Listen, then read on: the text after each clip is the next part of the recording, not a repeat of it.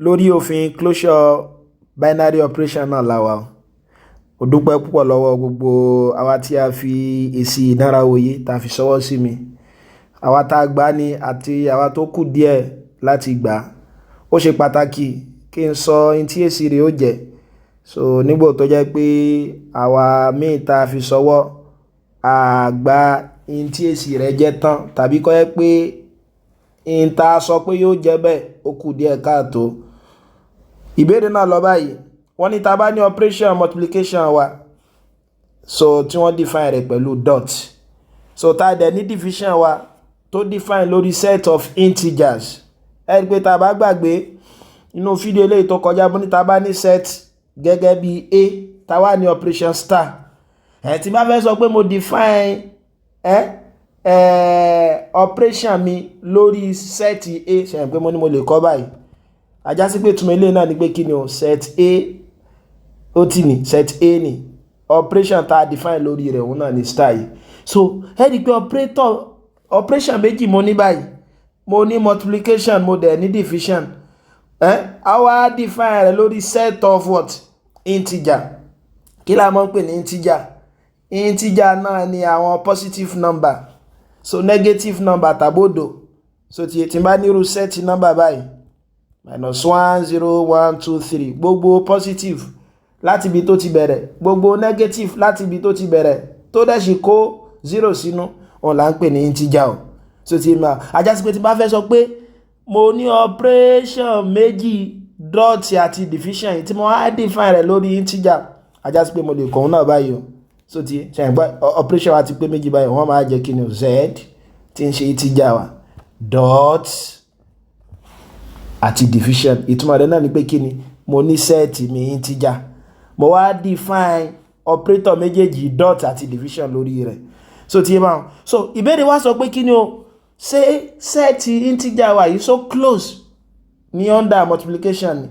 So tí bá wọn, so they were close under division, kò lè rárá. Ajá sí pé a tún gbọ́dọ̀ mọ ìtumọ̀ tí a ń pè ní closure. Ẹ rí pé mo sọ fún wa máa sọ pé set kan close, bóyá set a ó close ní binary operation star. Tó bá jẹ́ pé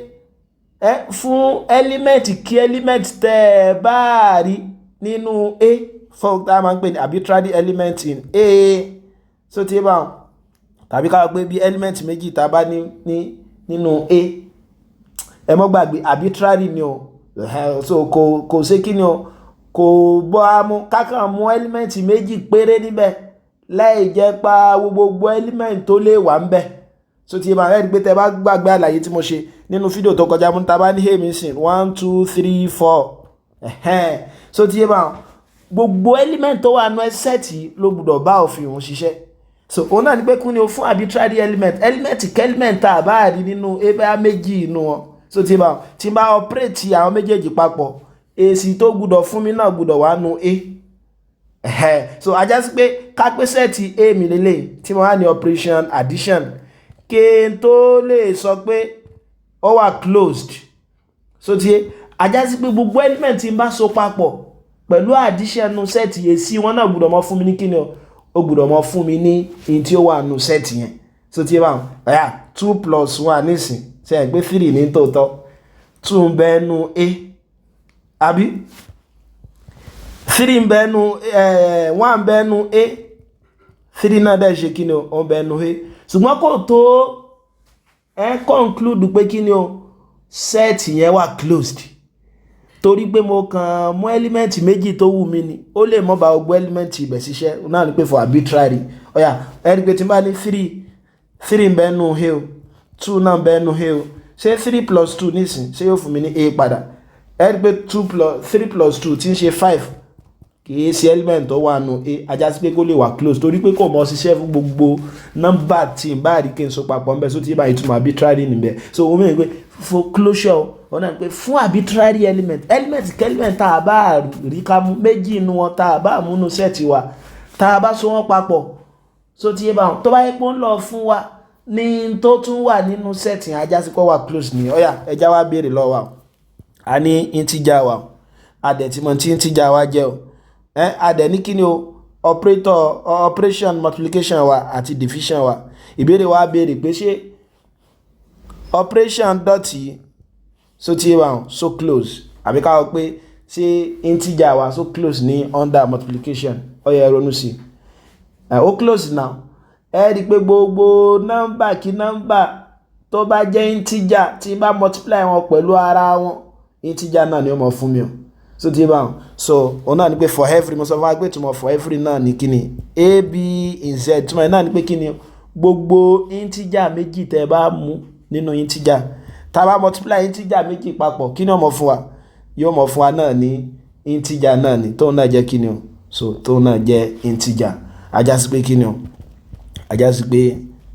operation yìí is closed under set of integer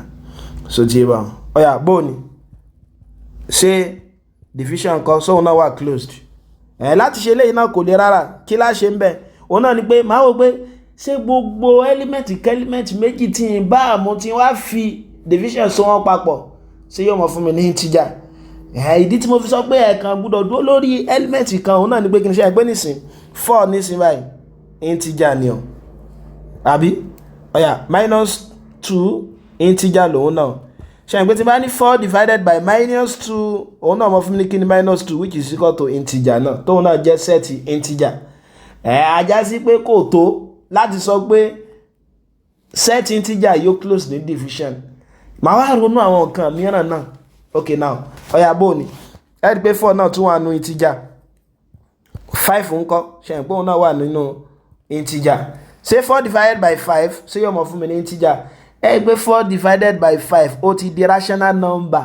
so tí bá wọn rational number ìdá sí kí ni o kò sí nínú integer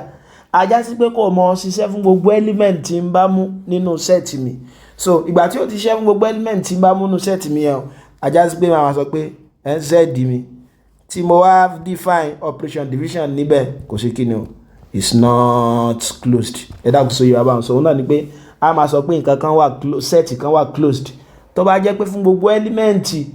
méjì tí ń bẹ nínú kíni o ní bẹ́nu set yẹn ká gbé a b nínú set yẹn so tí bá wọn ìsopọ̀ wọn bóyá mo bá fi operator yẹn kàgbé àbí set tí mo define bẹ́ẹ̀ ní tí ń ṣe star tí n bá fi so wọ́n papọ̀ òun náà gbọ́dọ̀ mọ̀ wá kíni o ó gbọ́dọ̀ mọ̀ wá ń bẹ ẹ má gba arbitrary pé kíni o element tá a bá rí kárò papọ̀ kò sí kíni o kò tó kákan mú méjì kan ìgbé méjì tó bá wù wá gbogbo rẹ̀ ló gbọ́dọ̀ ṣe kíni o so gbogbo ẹ̀ ló gbọ́dọ̀ ṣiṣẹ́ fún so ìjẹ́ tẹ́lẹ̀ báyìí wa a máa dúró bí báyìí á dẹ̀ sì mọ̀ tẹ̀síwájú nínú òfin commutative nínú fẹ́ràn tó ń bọ̀ ẹ ṣé púpọ̀ tẹ́ darapọ̀ mọ́ wa.